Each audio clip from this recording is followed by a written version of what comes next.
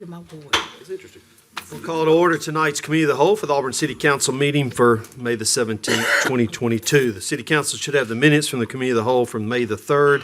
Are there any additions or corrections to those minutes? If not, is there a move to approve? So moved. Second. We have a motion and a second. All in favor, please say aye. Aye. Any opposed? And the minutes are carried forth. Questions on tonight's agenda for the city manager? Anybody have questions from the dais? Okay, Ms. City Manager, is there anything for us?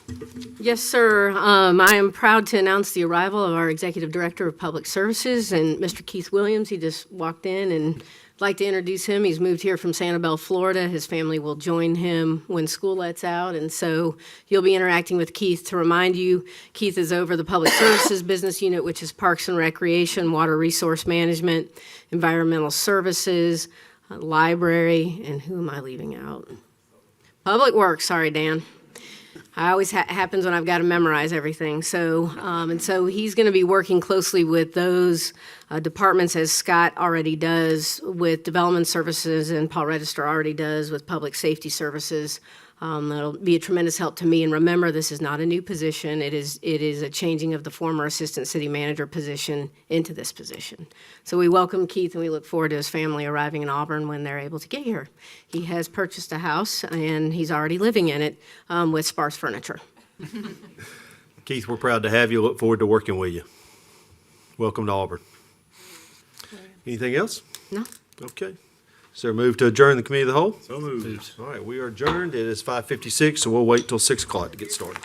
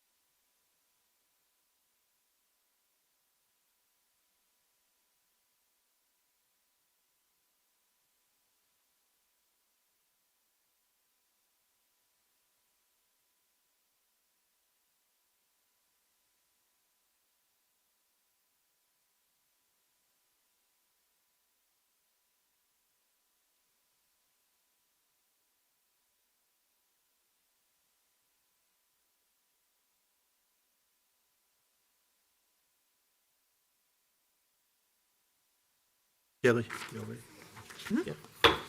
We'll open tonight's Auburn City Council meeting for May the 17th, 2022. Lindsay with the roll call. Dawson. Here. Dixon. Here. Griswold. Here. Hovey. Here. Parsons. Here. Smith. Present. Taylor. Here. Witten. Here. Anders. Here. Would you please rise for the Pledge of Allegiance and then remain standing for a moment of silence.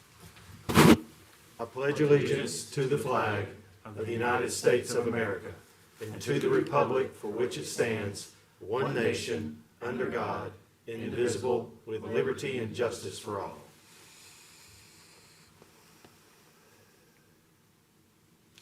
Thank you.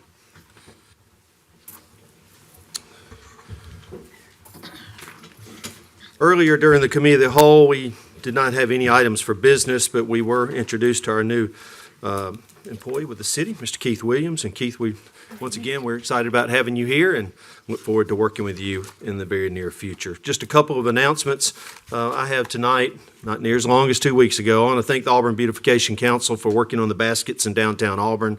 There was about 25 volunteers a week ago out there one morning working very hard, and those baskets are one of the special and unique things that make downtown Auburn a great place, and I appreciate their efforts.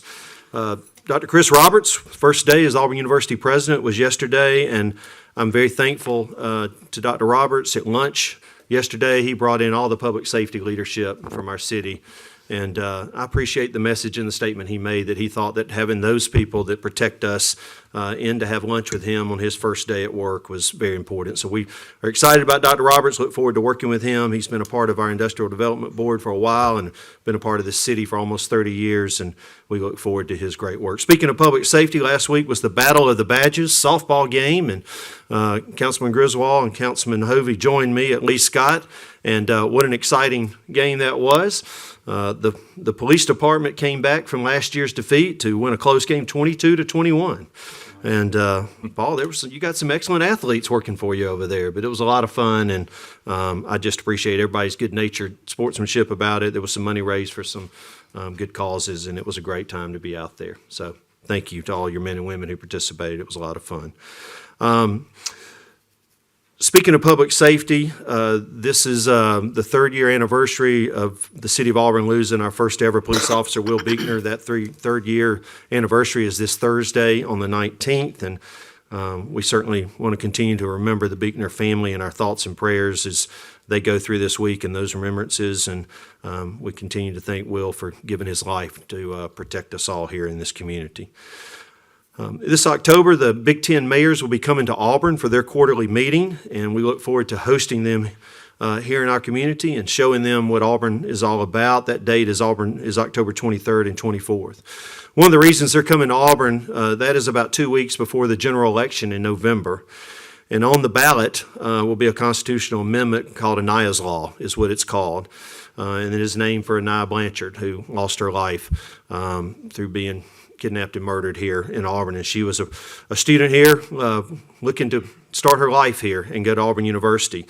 And that was taken from her by somebody who should not have been out of jail. And Aniah's Law will, if passed, will give judges the right to hold violent criminals in jail and not allow them to bail out. And so the Big Ten mayors are in unison in supporting Aniah's Law, and we'll be here in Auburn where Aniah Blanchard lived and talking about that in October. I want to congratulate and thank our industrial development team and economic development team for the agreement that we've talked about this earlier with Sabre Finance. This is going to be a great tool for our community to help startups, minority-owned, women-owned, underserved, and other local businesses that need that extra boost to get started. And I just thank all of our staff and their partnership with Sabre making this available to prospective entrepreneurs in our community. I want to say congratulations to Ashley Carter, a young lady who grew up here in Auburn and graduated from Auburn High School. She won the SEC Javelin Championship last week, and I'm certainly proud of Ashley. And graduation for Auburn High School and Lee Scott is coming up, and we want to say congratulations to all of our young people who will be graduating from high school and wish them all the best in their future endeavors. Is there anyone else on the council that has an announcement tonight? I do. Yes, ma'am. I want to start off this meeting here by announcing the Juneteenth event for this year. It's going to be June 18th at the Martin Luther King Park, starting at 10 o'clock. And along with that Juneteenth, we will be doing Unsung Heroes a unsung hero ceremony, and the ceremony is going to actually start at 11. And the public is invited to this free event. Okay, That's it. all right, good. Anyone else on the council have an announcement? Yes, Mayor, I'd like to Yes, sir. announce that the lights are back on our own at South College and, Cox Road and I-85. We've been waiting on them a long time, Ms. Megan. I appreciate your hard work on that in Alabama Department of Transportation. But it looks very, very nice. If you get out riding at night after dark and got nothing to do, come down and visit us on Cox Road and look at those lights. We never had that on Cox Road before. We're pretty happy about that. What about the landscaping? Landscape is beautiful. Okay, there we go. Yeah. It's not finished, but it's looking a lot better. You gotta understand, we ain't got through looking at them lights yet. They illuminate the pretty landscaping, though, so it's, we are very proud, Chief, and this is a gateway to Auburn, and it's been a long time coming. An entire staff has been working since the interchange was built to get it both lit and landscaped, and it does take a long time, and we need the will of AlDOT to work with us, and we were able to facilitate that after a lot of work, particularly by engineering services, so we're appreciative. And that now has Cox Road illuminated a long distance from South College Street all the way up, and so we're proud to have a lot more illumination in that area. Our citizens down there are very happy about it. We've been wanting those for a long time. Anyone else? Yes, sir. Sure. I was able to attend the Peace Officers Memorial in Opelika the other day, and obviously Auburn has had a tremendous loss. But in all, there were 6 officers represented across Lee County, Opelika, and Auburn. And the Attorney General spoke, and I thought it was really interesting. Something that hadn't really dawned on me was the impact that COVID had on our police officers over the last couple of years. And actually, Alabama lost more officers to COVID than it did to policing activities. So, we often recognize our healthcare workers as being in hazardous environments. Our peace officers and first responders are similarly in those environments. And again, I want to thank Paul and all your folks for everything they do for us. Thank you. Thanks, Kelly. I want to remind everybody again about the Mayor's Memorial Day Breakfast on Memorial Day. We still have tickets left. Please call City Hall. It'll be a great program that morning, and we'll end up with a wreath presentation laying over here at the Veterans Memorial. So we'd enjoy having everybody there for the Mayor's Memorial Day Breakfast. Okay, anyone else? All right, we'll move forward with Auburn University Communications.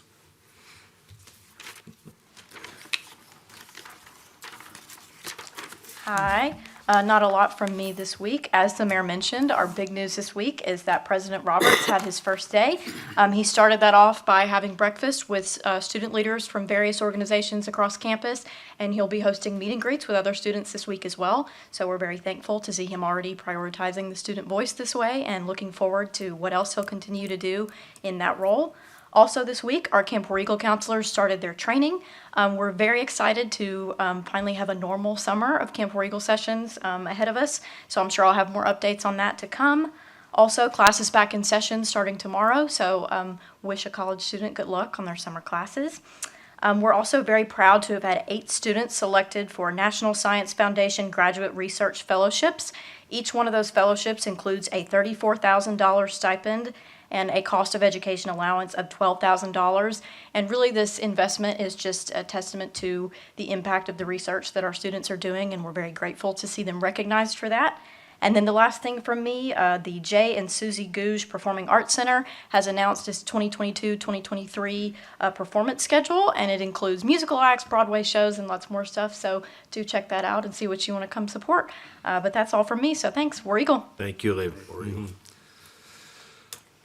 Okay, at this time is citizens' communications on items on tonight's agenda. If you'd like to talk to the council about anything that's on tonight's agenda, please come forward and give us your name and address for the record. I believe there's one item on our agenda that does have a public hearing, but any of the rest are free for you to discuss. Anyone? Okay, we'll move ahead with city manager communications. Mayor, under City Manager's Communications this evening, we have the announcement of the following vacancies. 2 vacancies on the Planning Commission. The 6-year terms begin August 1st, 2022 and end July 31st, 2028. The appointments will be made at the July 19th meeting. Megan, when will the application turn on the system? When will people be able to apply for that? It will be tomorrow. Will be tomorrow. Next night, if you want to. Okay, good. All right, and we'll announce soon the schedule for the application deadline, and then obviously with the interviews, okay? But what we need to do in the posting of applications, we do put a closing date in. Ms. Manley, do you have a closing date on there yet? I can't yeah, it's listed, but I don't remember the date. So we'll double check that if you guys, backing up, you need time to do interviews before the July 19th meeting and get that scheduled. I was looking earlier today, if you wait till late June to close applications, that's 6 weeks of the applications being open and gives you 3 weeks. That may be too long to have applications open, and we may want to roll that back to 5. So if you have any direction tonight, we can double check dates before this goes live. We normally have left applications open for around a month, right? Is that kind of been the rule of thumb? 30 Yeah, days, 4 a weeks month? is your board policy of announcement, which usually means 3 or so weeks, Lindsay, it's open.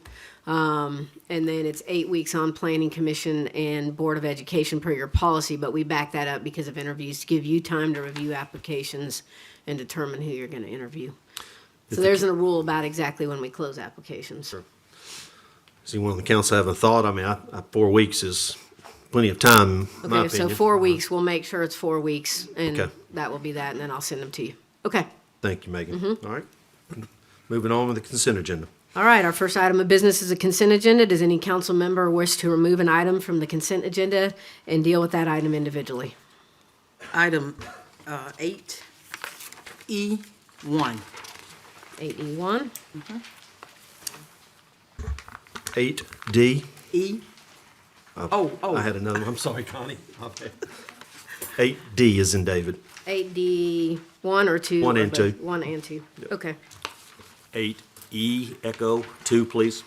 Okay, 8E2. Any others? All right. Okay. Item 8D1 is a request from Rexnord Industries LLC located at 1600 Pumphrey Avenue for a tax abatement associated with the purchase of new capital equipment with a total investment of $2.85 million and the creation of 60 new jobs. Second. All right, we have a motion and a second. I wanted to have this removed just to say thank you to our industrial development team. These are 2 great announcements tonight with these expansions with Rexnord and Shinhua. And I just appreciate y'all's hard work. This is over 100 jobs and over $80 million of capital investment in our community. And I'm just thankful that y'all are doing the kind of job that that helps these companies make the great decisions to invest and enlarge their companies here in Auburn. We're very grateful for that, so thank y'all. Any other questions or comments from council? All right, we have a motion and a second. All in favor, please say aye. Aye. Any opposed? Motion carries. Item 8D2 is a request from Shinhua Auto USA Corp. located at 2530, I think I might have that backwards, no, it's correct, 2530 West Tech Lane for a tax abatement associated with construction of a second plant. I want to remind you, you've approved abatements not all that long ago of $70 million just for an addition. They were investing $70 million in an addition to their current plant. This is a new plant, investing over $78 million in new capital equipment and a new building and the creation of 42 new jobs. Move for approval. All right, have a motion and a second. Any other comments or questions? All in favor, please say aye. Aye. Any opposed? Motion carries.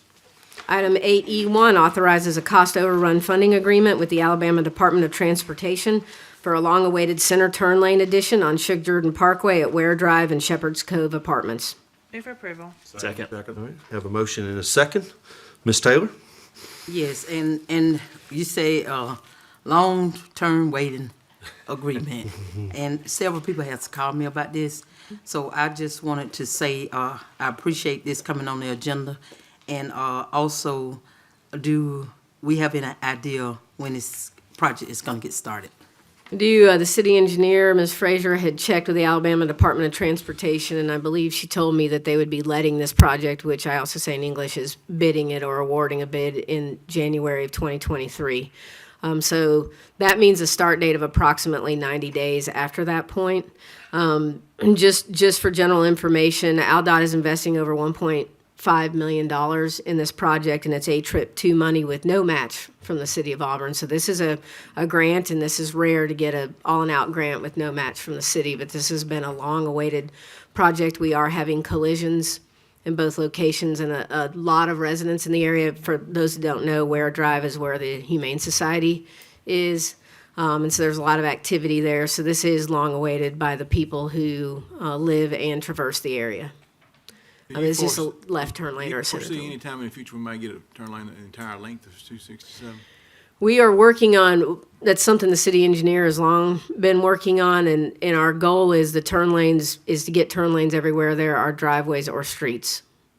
Thank you, that would be nice. So we've made significant progress along the way, and things are improving there. And these are two of the last major ones that needed to get done. There are other smaller ones, but these are high-activity driveways. Okay, any other comments, questions? All right, we have a motion and a second. All in favor, please say aye. Aye. Any opposed? And the motion carries. Item 8E2 authorizes a tower crane use agreement with Batson Cook Company for the 129 North College Street project. Move for approval. Second. Have a motion and a second. Mr. Griswold? Thank you.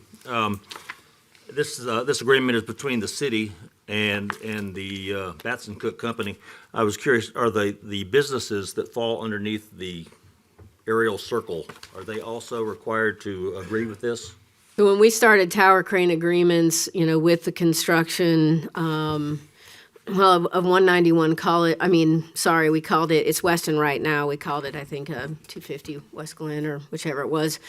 This is when this started, and the goal was anytime the tower crane's gonna swing over the public right-of-way, that's the city, and in this case, it's swinging over the parking deck property also. We would do tower crane agreements, not just, we require them, and John Hoare or Scott Cummings will correct me, we require them for all private property as well. This is just the city's piece of this, but the liability is on the construction company, and it is protecting everyone, public safety wise. We wanted to be sure all were protected, so not just us, but anybody this impacts, the tower crane agreement is executed with. So they have separate tower crane agreements for each of the businesses? It's not it would be the building owners, the property owners. And the same, they gave us a tower crane agreement because we swung over their property and Regions Bank when we built the parking deck. And we had the same agreements with them, not because we're the government, because we were building a project. And one other question, the term talks about, it commences on the 1st of June, so that's when we think we're gonna have some construction activities going on then? We've actually had part of the tower crane is constructed. Working on the foundation, so they've started, but they won't be erecting the tower crane until June, so, Okay, But when I say part of it, you have a base that has gone in among some other things. correct. Yeah. and it looks like a target date is November 30th. Is everything else in place for them to meet those dates, as far as we know? This is based on information that they provided to Scott. This is schedule that they provided to us, we accepted. We're in the middle of football season. Well, if you're taking a crane down, we don't allow, when you'll see street closures at times when full cranes come down and so on. There is much coordination that goes on that we do not allow from 10 a.m. or so on Friday mornings through Sundays of football weekends, anything to come and go from sites. We're very sensitive about that. Thank you very much. All right, any other comments or questions? If not, we have a motion and a second. All in favor, please say aye. Aye. Any opposed? And the motion carries. Do I have a motion to approve the balance of the consent agenda? Yes, second. All right, have a motion and a second. All in favor, please say aye. Aye. Any opposed? And the consent agenda is approved. Ordinances. Under ordinances, item 9A authorizes the back-to-school sales tax holiday to exempt certain items from city sales tax on Friday, July 15th through Sunday, July 17th. Unanimous consent is necessary. I'll introduce the ordinance and ask for unanimous consent. Second. Have a motion and a second. Does anyone on the council have a problem moving forward with a vote on this evening? Hear none of the comments or questions? Okay, Lindsay with a roll call? Austin, Yes, ma'am. Dixon. Yes. Griswold, Yes, ma'am. Hovey, Yes, ma'am. Parsons, Yes. Smith. Yes, ma'am. Taylor, Yes. Witten. Yes. Anders. Yes.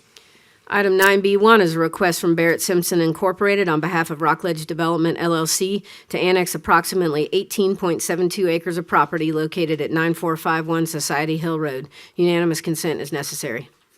I'll introduce the ordinance and ask for unanimous consent. Second. Have a motion and a second. Does anyone on the council have a problem moving forward with a vote on this evening?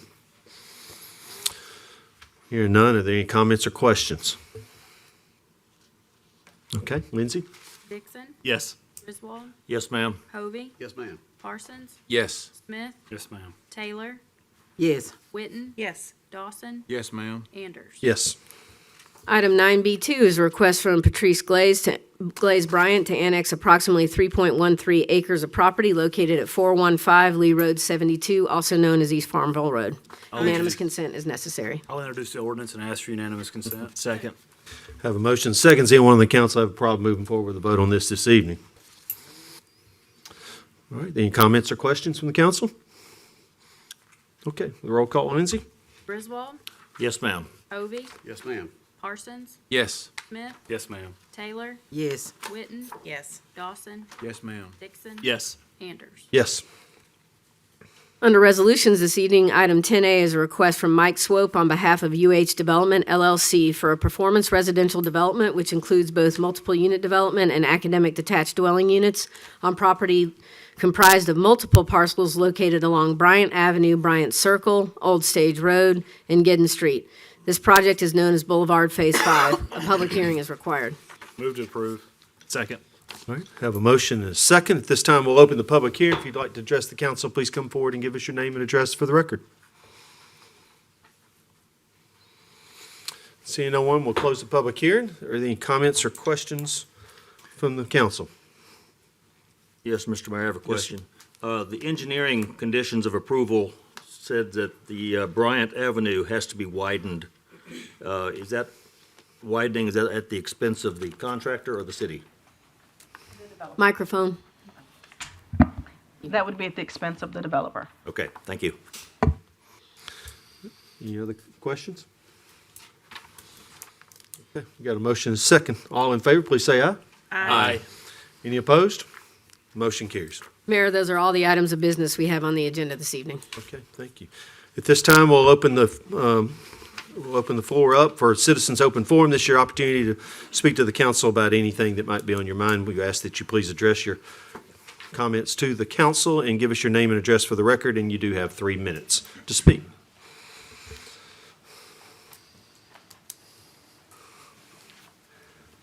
Hey, Council and Mayor. My name is Robert Wilkins, 261 Denson Drive, Auburn, Alabama. I want to talk about what is truth. I really appreciate having some feedback from one of the council members after the council meeting the other day. The council member was full of passion, said I was not telling the truth and that the ordinance 3288 short-term rental was for the better of the whole.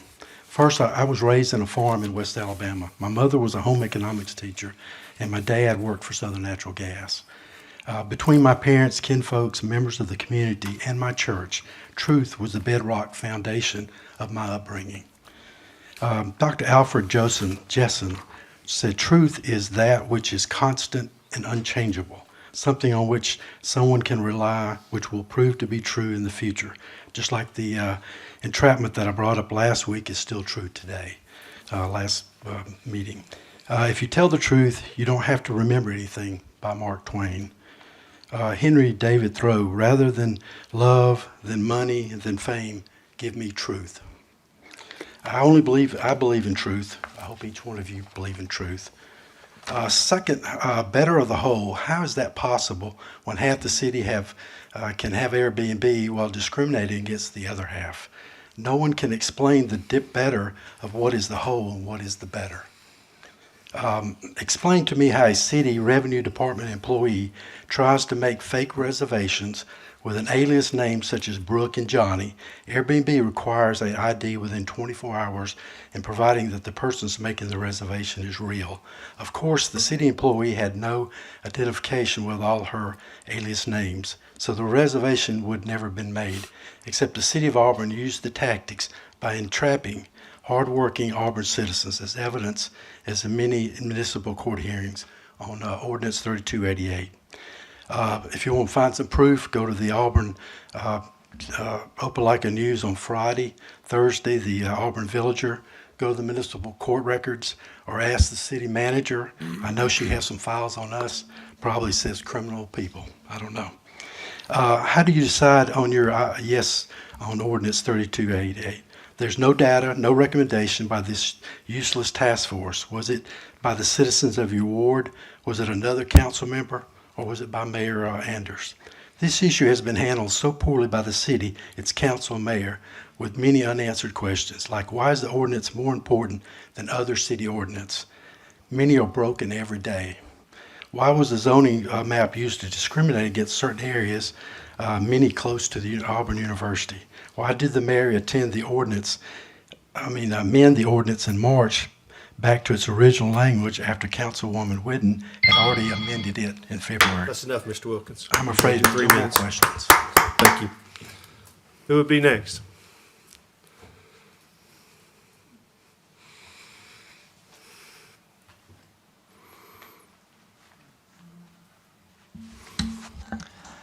Hey, good evening. My name is Leah Billy Welburn. I live at 112 North DeBart 11th Street, Apartment 5. I'm coming up today to announce my run for City Council, Ward 5. I spoke earlier with Representative Dixon, who has told me he will not be seeking re-election. And I would like to serve the city both in my campaign and hopefully as a representative if elected. So I invite anyone who is in Ward 5 to please reach out to me. I'd like to put together a campaign that makes a difference whether we win or lose. I'm not particularly attached to winning the seat. If someone else comes along who'd like my support behind them to get in the seat for service, well, that'd be just great too. So thank you very much, Council, and I look forward to working with you going forward. Thank you. Who would be next?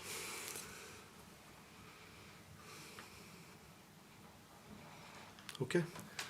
We'll close the citizens' open forum. Mayor, I have an announcement, if I may have. Sure, please. So I believe some of the council know, but maybe not all. For those that don't know, I recently was offered a very lucrative job in Central Florida, and as a result, will be moving at the end of this month and resigning from my seat. This will be my last meeting on council. It has been, an honor is not the right word to say. But it has been an honor to serve with each of you on council. Each of you inspire me by your uniqueness and what you bring to the council. It's been an honor to serve the city. And it has been an even bigger honor to answer to the people of Ward 4. It's something that I will always have fond memories of this wonderful city. The city is a beacon, a shining beacon on a hill that many other cities could look to be like. And that's because of the leadership. And that leadership is not just the people sitting up here. That's Megan, the city manager. That's the heads of departments. And that's every employee that spends the day to make this place better. And it shows, and I fully anticipate I will have 3 daughters who will be residents here and pretty soon, attending the fine university here, and we will be back with family here as well. But I'm very thankful of the people that put their faith in me. I have my faith in each of you to select my replacement, and I certainly have the faith in the people to vote for the best selection come this November. So I'm very thankful for this opportunity to have been able to serve the city. Well, Brett, thank you. We were honored to all, I know I'll speak for myself, I was honored to have served with you and wish you and your family the best, and look forward to our visits in the future. Thank you for your hard work representing Ward 4, and we look forward to your continued success in Central Florida, and I know my daughter will miss her star student in the dance at Variations. From a practical matter, Megan, what is the process that the City Council will take now to make the appointment to fill his term? We have, encountered this periodically through the years, and state code dictates, how we proceed. So in our form of government, with the exception of the mayor's seat, when a council member vacates, and Councilman Smith has, said generally when he's moving. So once the seat is technically vacated, which is the very end of the month or so, you are to appoint at the very next regular meeting a replacement, which would be the June 7th meeting. That person appointed at that meeting will sit in that seat from June 8th. We would swear this person in on June 8th through November 6th, which is a Sunday in November. As I've mentioned to you before, a new council doesn't sit until the first Monday in November. So the first Monday in November is going to be one extra council meeting that this council serves compared to just how days fall. So this person would sit in that seat for that period of time. Your boards and commissions policy doesn't cover anything specific to this. It's covering boards and commissions.